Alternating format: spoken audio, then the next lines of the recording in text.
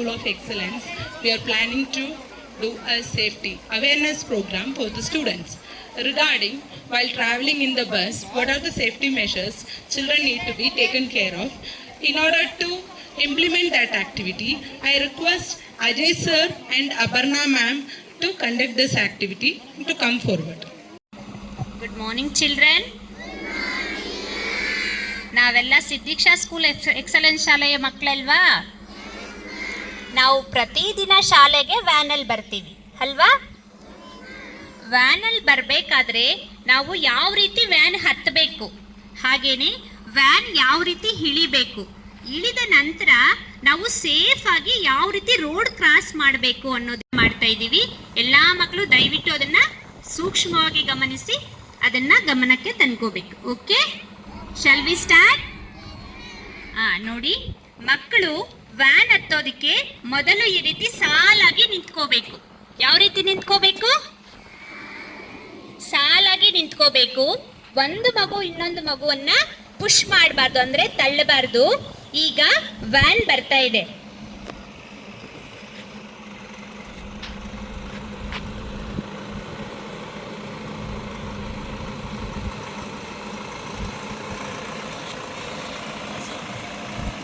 Van ಬಂದಿದೆ. Van ಸಂಪೂರ್ಣವಾಗಿ ನಿಲ್ಲಿಸೋವರೆಗೂ ಯಾವುದೇ ಮಗು ವ್ಯಾನ್ ಹತ್ತೋ ಪ್ರಯತ್ನ ಮಾಡಬಾರ್ದು. ಜೊತೆಗೆ ವ್ಯಾನ್ ಡೋರಿಂದ ಮಗುಗೆ ಮಿನಿಮಮ್ 3 ರಿಂದ 5 ಮೀಟರ್ ಅಷ್ಟು ಅಂತರ ಇರಬೇಕು. ವ್ಯಾನ್ ಹತ್ತಿರ ಹೋಗಿ ನಿಂತ್ಕೋಬಾರ್ದು. ಅರ್ಥ ಆಯ್ತಲ್ಲ? ಈಗ ನಿಧಾನವಾಗಿ ಒಬ್ರಾದ್ಮೇಲೆ ಒಬ್ರು ಸಾಲಾಗಿ ವ್ಯಾನ್ ಹತ್ತಬೇಕು. ವ್ಯಾನಲ್ಲಿ ಹತ್ತಿ ತಮ್ಮ ಸೀಟುಗಳಲ್ಲಿ ಕೂತ್ಕೋಬೇಕು. ಯಾವುದೇ ಕಾರಣಕ್ಕೂ ನಿಂತ್ಕೋಬಾರ್ದು.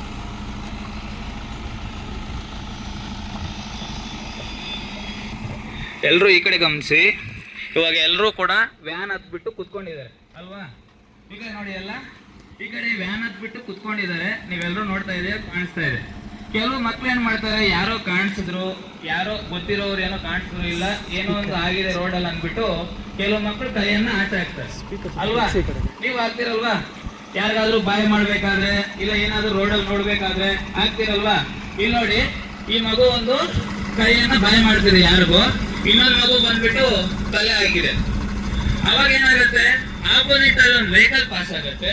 ಆ ವೆಹಿಕಲ್ ಪಾಸ್ ಆದಾಗ ಆ ಮಗು ಕೈಗೆ ಮತ್ತೆ ತಲೆಗೆ ಟಚ್ ಆದಾಗ ಏನಾಗುತ್ತೆ, ಏಟಾಗತ್ತೆ ಅಲ್ವಾ? ಟಚ್ ಆದಾಗ ಆ ಮಗುಗೆ ಗಾಯ ಆಗತ್ತೆ.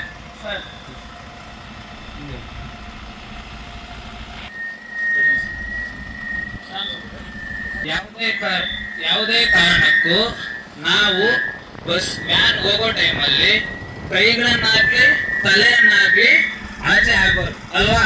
ಸರಿನಾ ತಪ್ಪ? ತಲೆ ಹಾಕೋ ಆಚೆ ಹಾಕೋದು ಸರಿನಾ ತಪ್ಪ? ಕೈಯನ್ನು ಬಾಯಿ ಮಾಡ್ಬೇಕು. ಯಾರಾದ್ರೂ ಕಾಣಿಸ್ದಾಗ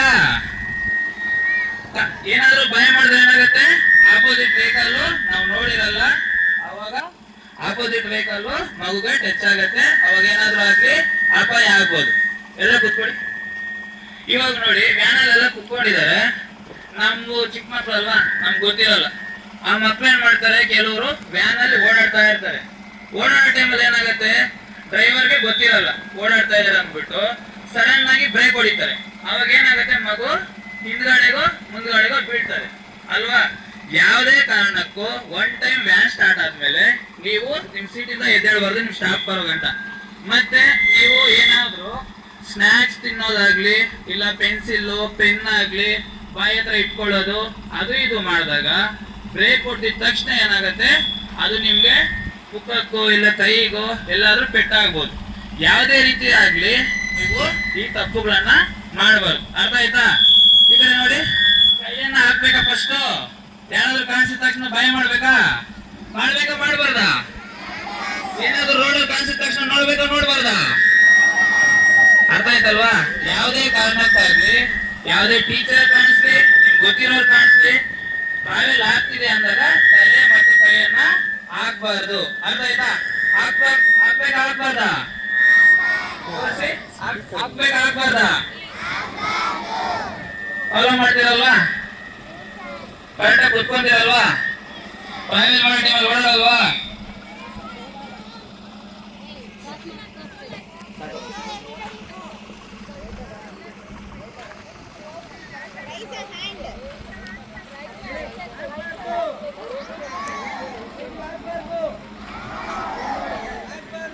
ಕೈಯನ್ನ ಹಾಕ್ಬಾರ್ದ ತಪ್ಪ ಕಿಕ್ಕಿಯನ್ನ ತಲೆಯನ್ನ ಹಾಕ್ಬಾರ್ದ ತಪ್ಪ. ಇಲ್ಲಿ ನೋಡಿ ಮಕ್ಕಳೇ, ಈಗ ವ್ಯಾನ್ ಬರುತ್ತೆ. ವ್ಯಾನ್ ಬಂದಿದ ತಕ್ಷಣ ಮಕ್ಕಳು ವ್ಯಾನ್ ಇಂದ ಇಳಿಬೇಕು. ವ್ಯಾನ್ ಇಂದ ಇಳಿಯೋವಾಗ ನಾವು ಯಾವ್ಯಾವ ಕ್ರಮಗಳನ್ನ ಅನುಸರಿಸಬೇಕು ಅಂದ್ರೆ, ಒಂದ್ ನಿಮಿಷ ಎಲ್ಲರೂ ದಯವಿಟ್ಟು ಗಮನಿಸಿ. ವ್ಯಾನ್ ಸ್ವಲ್ಪ ವ್ಯಾನ್ ಈ ರೀತಿ ಮೂವ್ ಆಗೋವಾಗ ಯಾವುದೇ ಕಾರಣಕ್ಕೂ ಮಗು ಎದ್ದು ನಿಂತ್ಕೋಬಾರ್ದು. ಯಾವುದೇ ಮಗು ಏನ್ ಮಾಡಬಾರ್ದು, ನಿಂತ್ಕೋಬಾರ್ದು. ವ್ಯಾನ್ ಸಂಪೂರ್ಣವಾಗಿ ನಿಲ್ಲಿಸಿದ ಮೇಲೇನೆ ಮಗು ಸೀಟಿಂದ ಎದ್ದೇಳಬೇಕು. ಅರ್ಥ ಆಯ್ತಲ್ಲ? ವ್ಯಾನ್ ಸಂಪೂರ್ಣವಾಗಿ ನಿಲ್ಲಿಸಿದ ಮೇಲೆ ಮಗು ಸೀಟಿಂದ ಎದ್ದು ನಿಂತ್ಕೊಂಡು ಇಳಿಬೇಕು. ವ್ಯಾನ್ ಇಳಿಯೋವಾಗ ಮೆಟ್ಲಲ್ಲಿ ನಿಧಾನವಾಗಿ ಇಳಿದು ವ್ಯಾನ್ ಹತ್ರನೇ ಈ ರೀತಿ ನಿಂತ್ಕೋಬಾರ್ದು. ರಸ್ತೆಯ ಎರಡೂ ಕಡೆ ನೋಡಿ ಯಾವುದೇ ವಾಹನ ಬರ್ತಾ ಇಲ್ಲ ಅಂತ ಕನ್ಫರ್ಮ್ ಆದ್ಮೇಲೆ ಸ್ವಲ್ಪ ದೂರ ಬಂದು ನಿಂತ್ಕೋಬೇಕು. ವ್ಯಾನ್ಗಿಂತೂ ಸ್ವಲ್ಪ ದೂರ ಬಂದು ನಿಂತ್ಕೋಬೇಕು.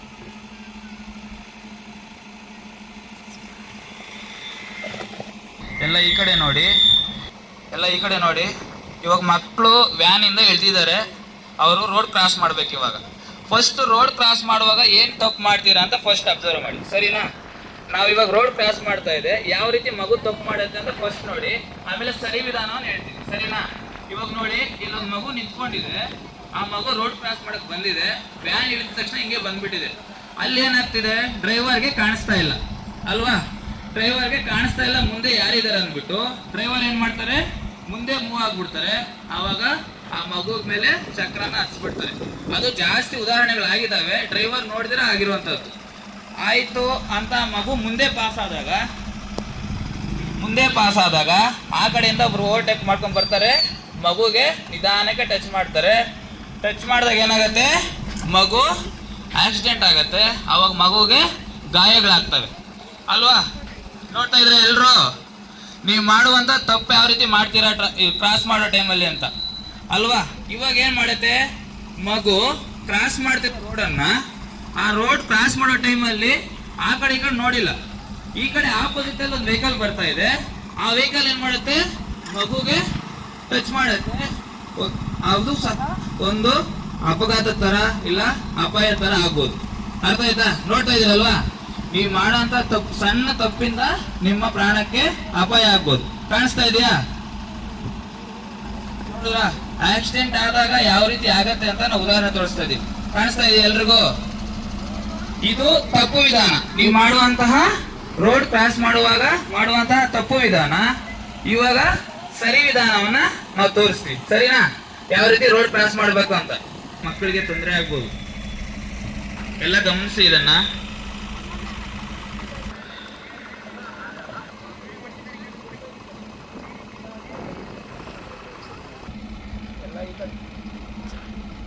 ಎಲ್ಲ ಈ ಕಡೆ ನೋಡಿ.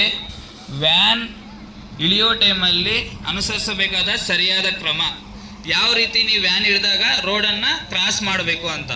ಇವಾಗ ಇಲ್ಲಿ ವ್ಯಾನ್ ನಿಲ್ಲಿಸಿದೆ, ಮಕ್ಕಳು ಇಳಿದಿದ್ದಾರೆ ಅಲ್ವಾ? ಎಲ್ಲರೂ ಕಾಣಿಸ್ತಾ ಇದೆಯಾ? ಮಕ್ಕಳು ಇಳಿದಿದ್ದಾರೆ, ನಿಂತ್ಕೊಂಡಿದ್ದಾರೆ. ಅವಾಗ ಏನು ಮಾಡಬೇಕು, ಮಕ್ಕಳು ಇಳಿದಿದ ತಕ್ಷಣ ಅಲ್ಲಿ ನಿಂತ್ಕೊಂಡು ಆ ವ್ಯಾನ್ ಹೋಗೋವಾಗ ಪಾಸ್ ಆಗಬೇಕು ಮುಂದಕ್ಕೆ. ಪಾಸ್ ಆಗಿ ಸರ್.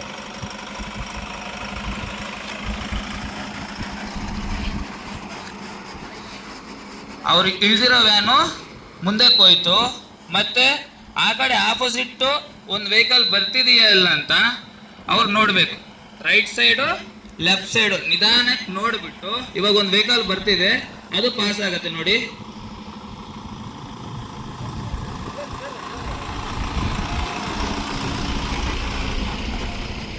ಈ ರೀತಿ ವೆಹಿಕಲ್ಸ್ ಪಾಸ್ ಆದ್ಮೇಲೆ ಮಕ್ಕಳು ರೈಟ್ ಸೈಡು ಲೆಫ್ಟ್ ಸೈಡು ನಿಧಾನಕ್ಕೆ ನೋಡ್ಬಿಟ್ಟು ರೋಡನ್ನ ಕ್ರಾಸ್ ಮಾಡಬೇಕು. ಇವಾಗ ಯಾವುದೇ ರೀತಿ ಏನು ವೆಹಿಕಲ್ಸ್ ಬರ್ತಾ ಇಲ್ಲ, ಎಲ್ಲ ಕ್ಲಿಯರ್. ಮಕ್ಕಳಿಗೆ ಕ್ಲಾರಿಟಿ ಕಾಣಿಸ್ತದೆ ಯಾವ್ದು ವೆಹಿಕಲ್ ಬರ್ತಾ ಇಲ್ಲ ಅಂತ. ಇವಾಗ ಮಕ್ಕಳು ರೋಡ್ ಕ್ರಾಸ್ ಮಾಡ್ತಾರೆ, ನೋಡ್ಕೊಳ್ಳಿ.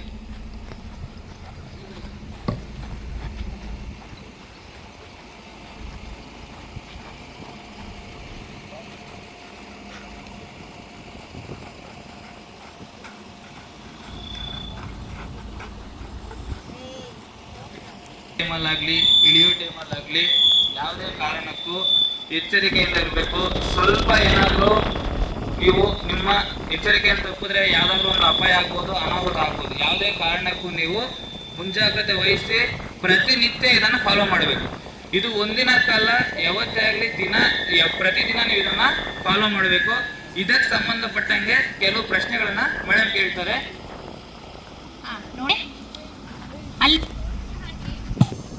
ನೋಡಿ, ಅಲ್ಲಿ ತೋರಿಸಿದ ಹಾಗೆ ವ್ಯಾನ್ ಅಲ್ಲಿ ಹೋಗುವಾಗ ಹೊರಗಡೆ ಕೈ ಹಾಕಬಹುದಾ?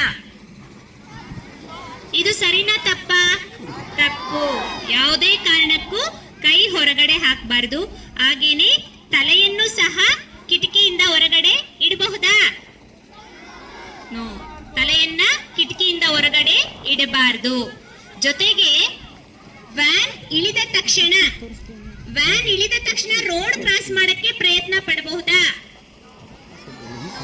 ವ್ಯಾನ್ ಇಳಿದ ತಕ್ಷಣ ನಾವು ಅಲ್ಲೇ ನಿಲ್ಲಬೇಕು. ವ್ಯಾನ್ ಮೂವ್ ಆಗೋವರೆಗೂ ಅಲ್ಲೇ ನಿಂತು ಯಾವುದೇ ವಾಹನ ಬರ್ತಾ ಇಲ್ಲ ಅಂತ ನಮಗೆ ಗೊತ್ತಾದ್ಮೇಲೆ ರೋಡ್ ಅನ್ನ ಕ್ರಾಸ್ ಮಾಡಬೇಕು. ಅರ್ಥ ಆಯ್ತಲ್ವಾ? Okay children. ವ್ಯಾನ್ ಹತ್ತುವಾಗ ಯಾವ ರೀತಿ ನಿಂತ್ಕೋಬೇಕು ಮಕ್ಕಳೆಲ್ಲ? ಸಾಲಾಗಿ ನಿಂತ್ಕೋಬೇಕು. ಜೊತೆಗೆ ಒಬ್ಬರನ್ನ ಒಬ್ರು ಏನ್ ಮಾಡಬಾರ್ದು, ತಳ್ಳಬಾರ್ದು. ನಿಧಾನವಾಗಿ ವ್ಯಾನ್ ಹತ್ತಬೇಕು. ವ್ಯಾನ್ ಹತ್ತಿದ ನಂತರ ಎಲ್ಲರೂ ನಿಂತ್ಕೊಂಡಿರ್ಬೇಕಲ್ವಾ? ಏನ್ ಮಾಡ್ಬೇಕು? ಸೀಟ್ ನಲ್ಲಿ ಕೂತ್ಕೋಬೇಕು. ತಮ್ಮ ಎಲ್ಲಾ ವಸ್ತುಗಳನ್ನ ಇಟ್ಕೋಬೇಕು. ಜೊತೆಗೆ ವ್ಯಾನ್ ಅಲ್ಲಿ ಏನ್ ಮಾಡಬಾರ್ದು, ತುಂಬಾ ಗಲಾಟೆ ಮಾಡಬಾರ್ದು, ಮಾತಾಡಬಾರ್ದು. ಇದರಿಂದ ಡ್ರೈವರ್ಗೂ ಸಹ ಡಿಸ್ಟರ್ಬ್ ಆಗತ್ತೆ. ನಾವು ನಿಶಬ್ದವಾಗಿ ಸೈಲೆನ್ಸ್ ಅನ್ನ ಮೇಂಟೈನ್ ಮಾಡಬೇಕು. ಓಕೆ. ಜೊತೆಗೆ ವ್ಯಾನ್ ಸ್ಟಾಪ್ ಆದ್ಮೇಲೆ, ವ್ಯಾನ್ ಸಂಪೂರ್ಣವಾಗಿ ನಿಲ್ಲಿಸಿದ ಮೇಲೆನೆ ಸೀಟ್ ಇಂದ ಎದ್ದು ಮುಂದೆ ಬರಬೇಕು. ಓಕೆ. ಮುಂದೆ ಬಂದು ನಂತರ ನಿಧಾನವಾಗಿ ವ್ಯಾನ್ ಇಳಿಬೇಕು. ವ್ಯಾನ್ ಇಳಿದಿದ ತಕ್ಷಣ ಏನ್ ಮಾಡಬೇಕು? ರಸ್ತೆ ಎರಡೂ ಬದಿಗಳನ್ನ ನೋಡ್ಕೊಂಡು ರೋಡ್ ಕ್ರಾಸ್ ಮಾಡಿ ವ್ಯಾನ್ ಇಂದ ಸ್ವಲ್ಪ ದೂರ ಬಂದು ನಿಂತ್ಕೋಬೇಕು. ಅರ್ಥ ಆಯ್ತಲ್ವಾ? ಈ ಎಲ್ಲಾ ಸೇಫ್ಟಿ ರೂಲ್ಸ್ ಅನ್ನ ನೀವು ಪ್ರತಿದಿನ ಫಾಲೋ ಮಾಡ್ತೀರಾ ಇಲ್ವಾ? ವ್ಯಾನ್ ಅಲ್ಲಿ ಕುತ್ಕೊಂಡಿರುವಾಗ ಪೆನ್ಸಿಲ್, ಪೆನ್ ಇದನ್ನೆಲ್ಲ ಬ್ಯಾಗ್ ಇಂದ ಹೊರಗಡೆ ತೆಗಿಬಹುದಾ? ತೆಗಿಬಾರ್ದು. ಯಾಕಂದ್ರೆ ಅದು ಬ್ರೇಕ್ ಹಾಕಿದಾಗ ನಮ್ಗೆ ಕಣ್ಣು ಬಾಯಿಗೆ ಚುಚ್ಕೊಳ್ಳೋ ಚಾನ್ಸಸ್ ಇರುತ್ತೆ. ಅರ್ಥ ಆಯ್ತಾ? ಜೊತೆಗೆ ನಾವು ಯಾವುದೇ ರೀತಿಯ ಸ್ನಾಕ್ಸ್ ಅನ್ನ ಸ್ಪೂನ್ ಅಲ್ಲಿ ತಿನ್ನಬಾರ್ದು. ಸ್ಪೂನ್ ಅಲ್ಲಿ ತಿನ್ನೋವಾಗನು ಸಹ ವ್ಯಾನ್ ಬ್ರೇಕ್ ಆದ್ರೆ ಅದು ನಮ್ಮ ಬಾಯಿಗೇನು ಸಹ ಚುಚ್ಕೊಳ್ಳುತ್ತೆ. ಅರ್ಥ ಆಯ್ತಾ? Okay children.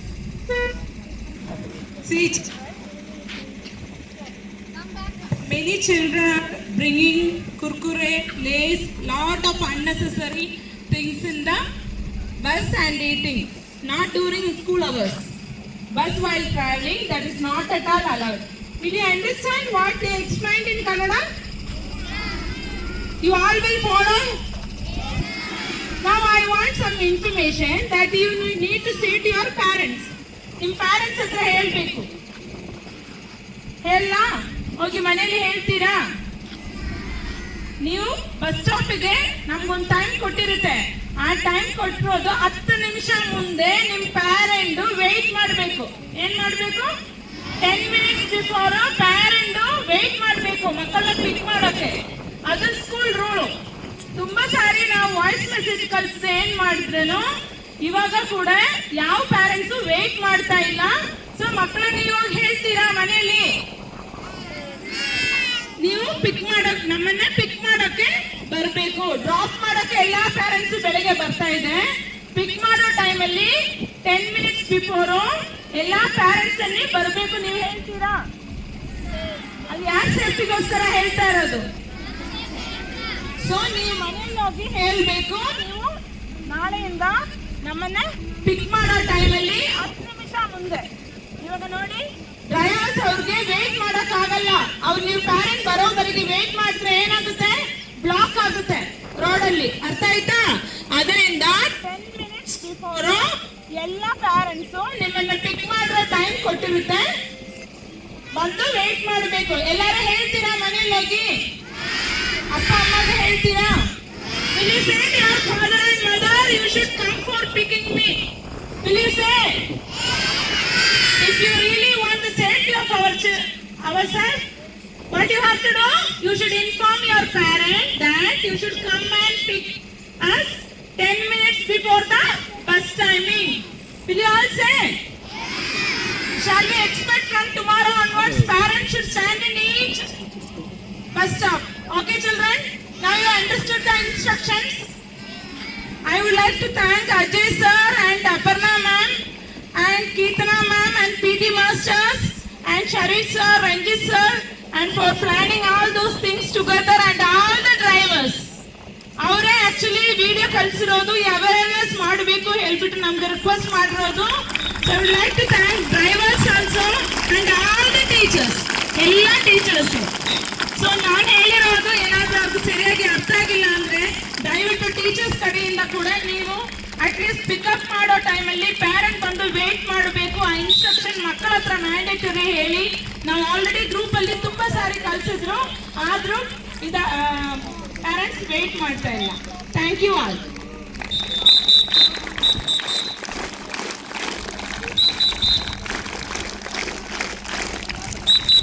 वीडियोस बनाने हैं फिल्मोरा है ना।